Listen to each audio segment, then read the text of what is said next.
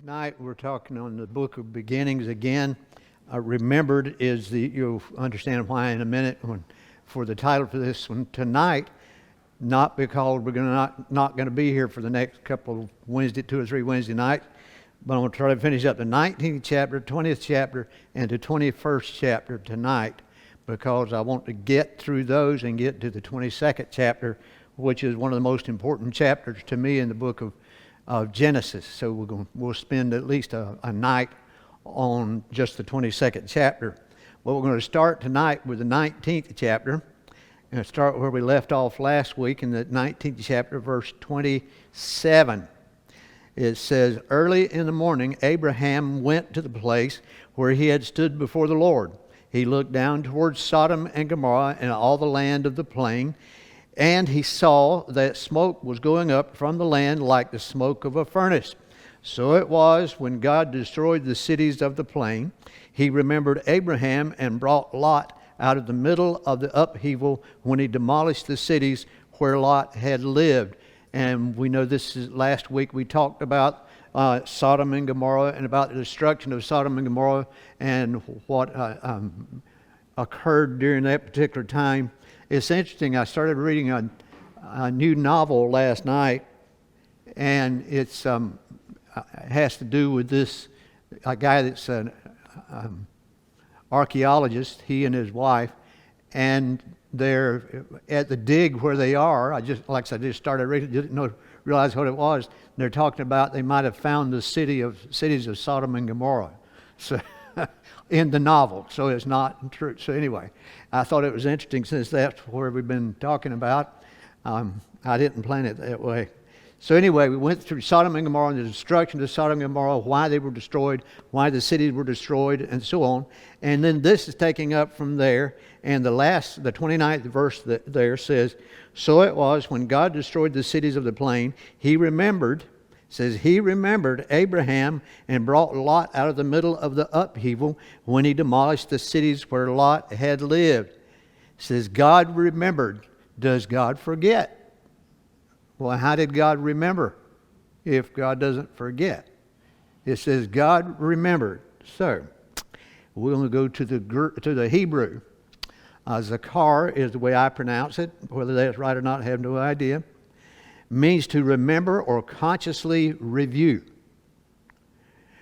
but with quite a range of nuance. Studies of cognate languages suggest that the core meaning of the verb has to do with the public announcement of whatever it is that one seeks to bring to remembrance. Abraham Publications, and you see the last there, it says, God acknowledges something at a particular time and acts on it, is basically what that means, because we know that God didn't forget and he hasn't forgotten much of anything. But we see that word also used here in the book of Jeremiah, when it says in Jeremiah 31:34, it says, "No longer will one teach his neighbor or his brother, saying, 'Know the Lord, for they will all know me, from the least to the greatest of them.' This is the Lord's declaration. I will forgive their wrongdoing and never again remember their sin." And that's the same word that we have used back here in Genesis when he talked about he remembered Abraham. So what did that have to do with it? He was talking about that he remembered Abraham. Before we get there, even in the book of Hebrews in the New Testament, Hebrews 8:12 says, "For I will be merciful to their wrongdoing, and I will never again remember their sins." They use the same word. Now that's the Greek word, but the Greek word means fairly close to what the Hebrew word means. And you can see, if you want to try to pronounce that one, you can have at it. To bear in mind, recollect, by implication to reward or punish, be mindful, remember, come, have in remembrance. So it's not like just remembering. God is not going to remember. He doesn't remember our sins, and I'm glad of that. But if he wanted to, he could remember our sins. He doesn't forget they exist, but he doesn't remember them. That's like if somebody's done you wrong and you've forgiven them and you decided not to hold that against them any longer, then that's not remembering that against them. Similar type of use there. God did not ask God to spare Lot, and I made a point of making sure we remember that last week. What did he do? What did Abraham do when God said he's going to destroy the cities? He said, what if there's 50 righteous and it got all the way down to 10? He said, what if there's 10 righteous? Will you destroy the city? He said, no, if there's 10 righteous, I will not destroy the city. Well, you know that God knew how many righteous there was in that city before he ever went. But he said, if there's 10 there, I won't destroy it. But Abraham never said, look, my nephew Lot and his family down there, could you protect them and keep them safe? Could you save the city for their sake? He never said anything like that, never mentioned them. So, the scripture says, so it was when God destroyed the cities of the plain, he remembered Abraham and brought Lot out of the middle of the upheaval. And it's indicated here that he spared Lot because of Abraham. Not because of Lot, but because of Abraham. Because of the covenant that he had made with Abraham. He saved Abraham's nephew and his family. Or the angels tried to save all of his family, and all of them wouldn't come along, so he didn't save all of them. So that takes us to 19th chapter, the 30th verse. Lot departed from Zoar and lived in the mountains along with his 2 daughters because he was afraid to live in Zoar. Instead, he and his 2 daughters lived in a cave. Do you all remember what he said? I think I've got it down here. Yeah, I'll wait until the next slide because I have it on there. Instead, he and his 2 daughters lived in a cave. Then the firstborn said to the younger, our father is old, and there is no man in the land to sleep with us, as is the custom of all the land. Come, let's get our father to drink wine so that we can sleep with him and preserve our father's line. Now, this is a winning group here. But, well, we'll get to that in just a minute. Here they were, and we know what occurred here. They did get their father, Lot, drunk, and he slept with one night and the other one the other night, and both of them had a baby by their father. So I don't know how they talked to their grandfather, who was their father. How do you refer to him? So it makes it interesting. Back in the 21st verse of the 19th chapter, he said to him, this is Lot. He's made a request of the angels because they told him to escape to the mountains. And he said, all right, I'll grant your request about this matter too, and will not demolish the town you mentioned.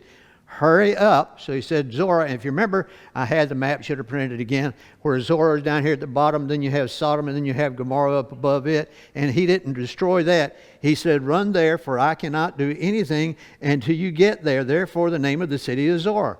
And what did he just say on that? He said he got to Zoar, and he was afraid to stay in Zoar, so he wound up staying in the mountains. So he wound up staying where he was supposed to start with. Now get down to the 36th verse. This is after the 2 daughters had slept with their father, gotten their father drunk, and both of them had been impregnated by their father. So he had 2 grandsons and 2 sons simultaneously. 36th verse. So both of Lot's daughters became pregnant by their father. Firstborn gave birth to a son named him Moab. He is the father of the Moabites of today. Now see what it says. Of today it says. 38th verse. The younger also gave birth to a son, and she named him Ben-Ami. He is the father of the Ammonites of today. He says of today. Now why is that important? That helps us to date how old these texts are that we're reading from, because where is the land of Moab and the land of Ammon today? They don't exist. And you'll see, I think I've got a map here in a minute to give you an idea of where they are. But they, by saying of today, everyone who wrote this, the cities still existed. So regardless of what age it was, we know it was a long time ago. So it's not like some people say it's a lot more modern than what we claim it is, but it's not. But a long time ago. Zephaniah tells us something about Moab and Ammon in Zephaniah 2:8. I have heard the taunting of Moab and the insults of the Ammonites, who have taunted my people and threatened their territory. Therefore, as I live, this is the declaration of the Lord of hosts, the God of Israel. Moab will be like Sodom and the Ammonites like Gomorrah. So we know that they were not going to last very long, but because we know what happened to Sodom and Gomorrah. He's not saying he's going to destroy them by fire, but he's saying they have been causing a problem for long enough, so these nations are going to have difficulty. So I got a couple of maps here. You can see, of course, over here the Mediterranean Sea. Here's where Israel is today. And this was during the divided kingdom. This is Judah, the southern kingdom, and Israel, the northern kingdom. And down here is Moab, and up here is Ammon. Over here on this map, which you might, I don't know if you can see it better, you can see down here is Moab and Ammon up here. And this map shows this is the green line is the Exodus, when they left Egypt and they wandered in the wilderness for 40 years. And before then, even they came to across and didn't cross, and then came back after 40 years. And they came up this way and they crossed over here at the Jordan River over into Jericho. I don't know if you can read that. There you might can see it better up here, Jericho. So that's where they crossed over, and this is the route of their conquest. Well, when they came to Moab, Moab would not agree for them to come through. And I think I've got something down there about that in just a second. Moab, what do we know from the Bible about Moab? So, first one is Balak, who was the king of Moab when the children of Israel were coming north out of Egypt, and they were coming up to go up where I had just, I am going backwards. Which way am I supposed to be going? When they came up through here, they were coming up to go through Moab, and Balak, the king of Moab, didn't, he was afraid, there were so many of them, he was concerned that they'd come in and conquer them and cause them trouble. So he goes and hires Balaam. And you remember Balaam is the one that was talking to his donkey, and didn't realize he was talking to his, I always like that communication. Here's a man that's so angry that he doesn't realize his donkey just talked to him. And instead of it surprising him, he talks to his donkey, carries on a conversation with him. So anyway, this was Balaam. This is what we're talking about. And they came in, and Balak hired him to go and curse the Israelites. So he goes up on a hill and he goes to curse the Israelites, and instead of cursing them, he starts blessing them. And Balak said, wait, hold on just a minute. I'm hiring you to curse them. He said, well, maybe you're on the wrong hill. So they went over to another hill. And they tried again. After a couple of tries, they realized every time he would try to curse them, he'd wind up blessing them. And we know that things didn't turn out well for Balaam, but it has nothing to do with our story tonight. But this is one mention of Moab when the children of Israel were coming through, and that was a long time after it had become a nation. Judges 3:12-31 gives an account of an 18-year oppression of Israel under King Eglon of Moab until God raised Ehud, which is one of the judges in the book of Judges, came and delivered his people. So here's another time we have with Moab. 2 Kings 3 describes the war between Israel and Moab in the 9th century. Then Solomon, he took foreign wives, and one of his wives was from Moab. And God had told him, don't take any wives of any nation outside of Israel, because if you do, they'll turn you towards idols. And that's what happened with Solomon. And his kingdom wound up in trouble because of it. Also, the first part of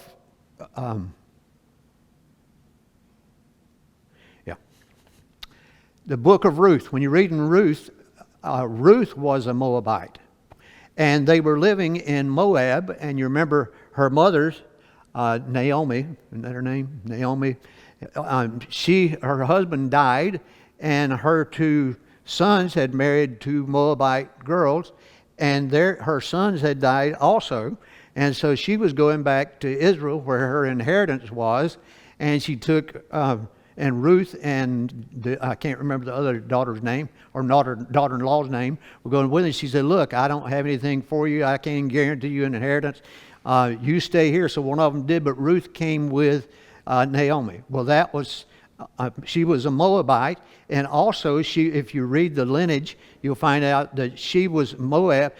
She married Ruth from Moab, who was a Moabitess, married Boaz, who was in the lineage of King David, and therefore in the lineage of Jesus in the Bible, which is sometime when you get a chance, just look up an article on the women of the lineage and the lineage up to Jesus, and look, and you can understand God's forgiveness, because you have Rahab the harlot, you have Ruth, who was a Moabitess, you have several different ones that they weren't sterling characters, but it turned out God's forgiveness is greater than anything that we can do.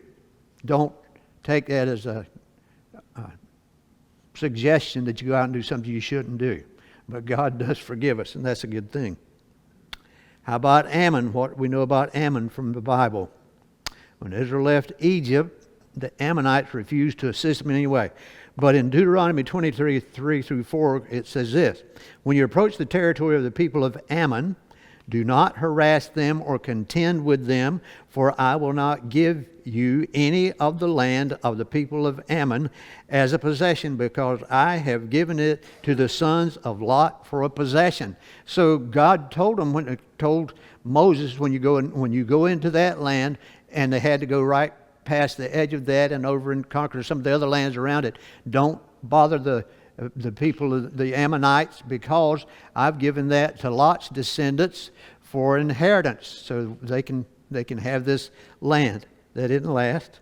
The Ammonites worshiped the gods Milcom and Molech.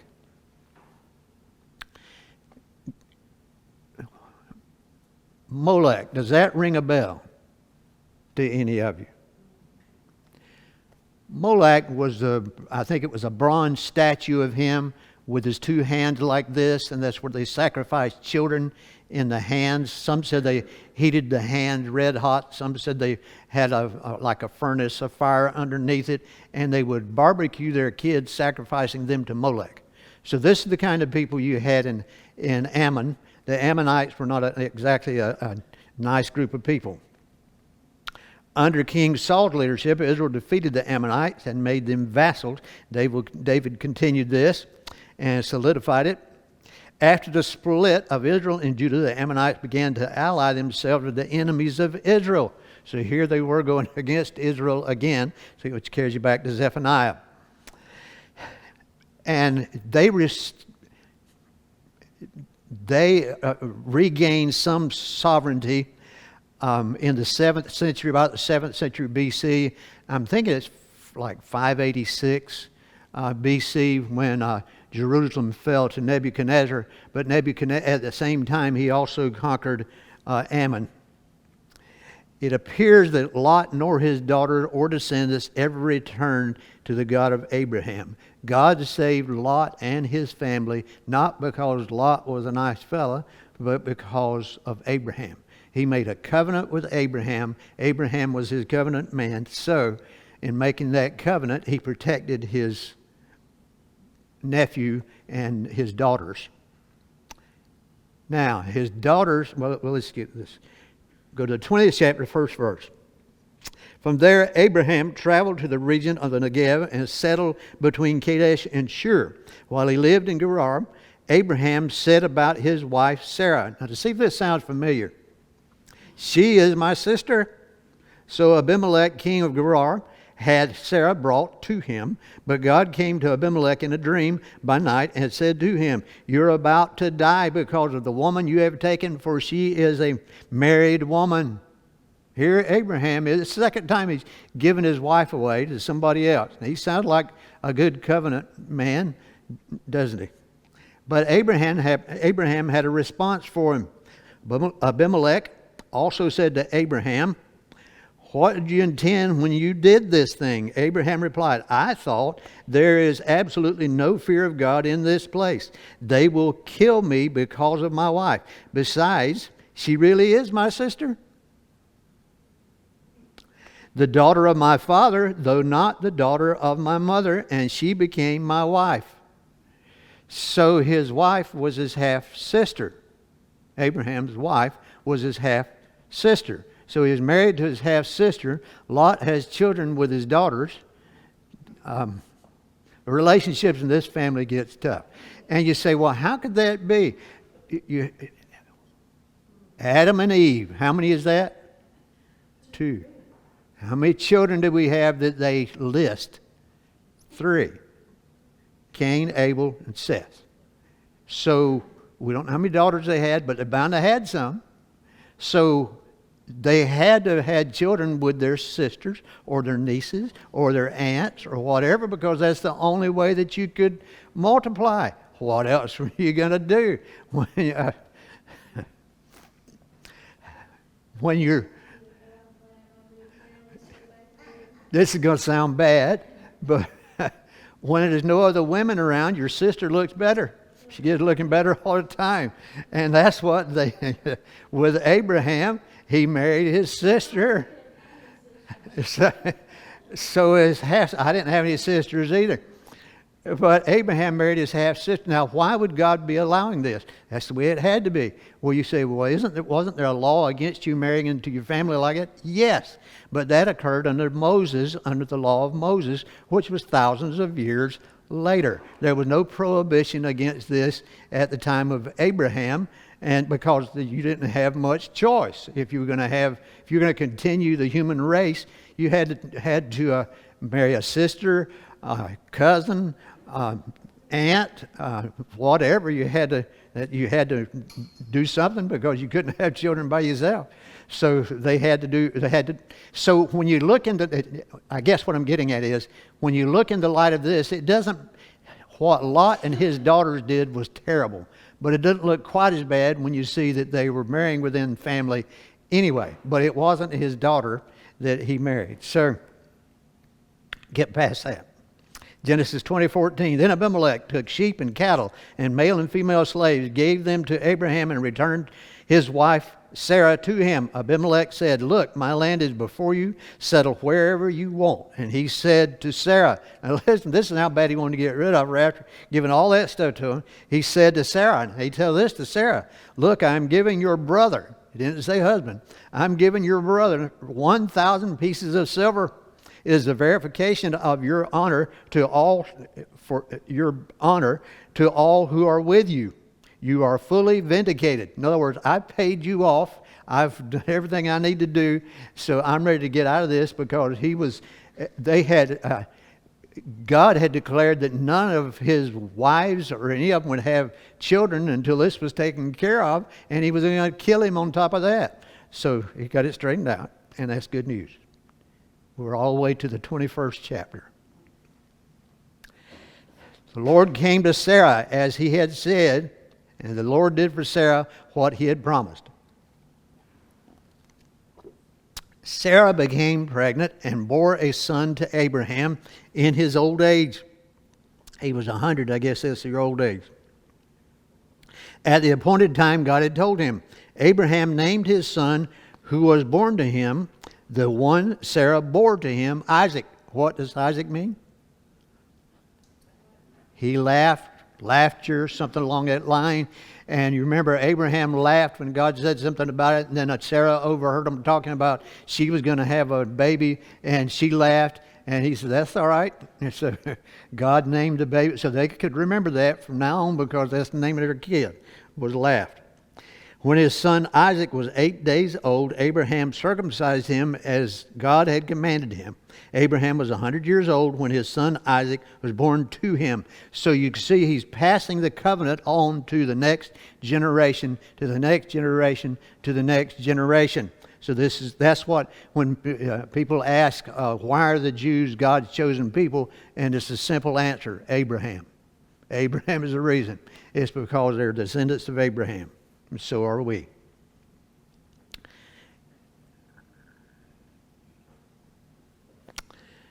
The 8th verse.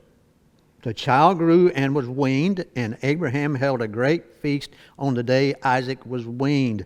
But Sarah saw the son mocking, the one Hagar the Egyptian had borne to Abraham. So she said to Abraham, drive out this slave with her son, for the son of this slave will not be a co-heir with my son Isaac. You notice what she didn't say. She didn't say, run out your son. This was Abraham's oldest son. So his wife comes to him and says, you run this slave away, run her off, and run her son off with her when you run her off. What would God think of that? You'd think. Now this is the very difficult thing for Abraham because of his son. But God said to Abraham, do not be concerned about the boy and your slave. Whatever Sarah says to you, listen to her, because your offspring will be traced through Isaac. But I will also make a nation of the slave's son, because he is your offspring. So God agreed with Sarah. Why did he agree with Sarah? Why you say it's all right to run her off? And so what Abraham did, if you read from there, he got her some water, got her some food, put it on her back, and sent them out into the wilderness by themselves. Loving father. But why could he do that with comfort? God said, I will make a great nation of him. If God, who's the best person to look out for you, Abraham or God? Okay. Verse 17. God heard the voice of the boy. They had run out of water. They had run out of the food. And Hagar put him under a shade tree, and she went off over to the side because she thought he was going to die. So in the Bible, in the Old Testament, you don't have a lot of time where you hear God talking to women. Most of the time it's talking to men, but Hagar is one that he talks to. God heard the voice of the boy, and the angel of God called to Hagar from heaven and said to her, what's wrong, Hagar? Don't be afraid, for God has heard the voice of the boy from the place where he is. Get up, help the boy up, and support him, and I will make him a great nation. I will make him a great nation. Then God, he was blessed. Ishmael was blessed because he was of the seed of Abraham. He was not the seed of promise. He was not the son of promise, but he was the son of the flesh. But still, God was looking out for him and looking out for his descendants. Then God opened her eyes, and she saw a well of water. So she went and filled the water skin and gave the boy a drink. And he goes on to tell of her getting wives for her son, and how they multiplied and so on. Because of the covenant of Abraham, Isaac was the son of promise. His descendants inherited the promise of God, the covenant, and they also inherited land. Because you remember he said, and I will give this land to your descendants, to those who are after you. I'll give this to you. To Ishmael, though, because of the covenant he made with Abraham, he blessed Ishmael and said that he would make him a great nation, but he didn't attach him to any particular portion of land. But if you look at the descendants of Ishmael, they cover a lot more land space than what Isaac's did, because Isaac's descendants are in the nation where we see Israel is today, which is a relatively small area. So both of them received inheritances, but the inheritance was different. They received inheritance because of Abraham. Now, question. Why could Ishmael and Isaac not grow up in the same household? Why was it that they had to be separated, had to go their separate ways? Why is it they couldn't live together in the same house? Okay, let me ask the question to get a little further along. How old was Ishmael in relation to Isaac? He was at least 13 years older than him. According to the custom of that day, who received the bigger inheritance? The firstborn. So who would be the firstborn? Ishmael. So according to that, when Abraham was making out his will, he would leave more to Ishmael than he did to Isaac. But Ishmael was the son of the flesh, and Isaac was a son of the promise. So if you were to leave them in the same household, that could create a problem down the road when it came to the promised land, and who it went to and what went to whom. And in fact, you'll find out when Abraham did die, he left everything to Isaac. He didn't leave anything to Ishmael. He left everything to Isaac because he was the son of promise. And we'll talk about that when we get to the 22nd chapter. Genesis 21:21. He settled in the wilderness of Paran, and his mother got a wife for him from the land of Egypt. Where was she from? She was from Egypt. Where did she get Ishmael a wife from? Egypt, which would make sense. Presentation finished. Any questions?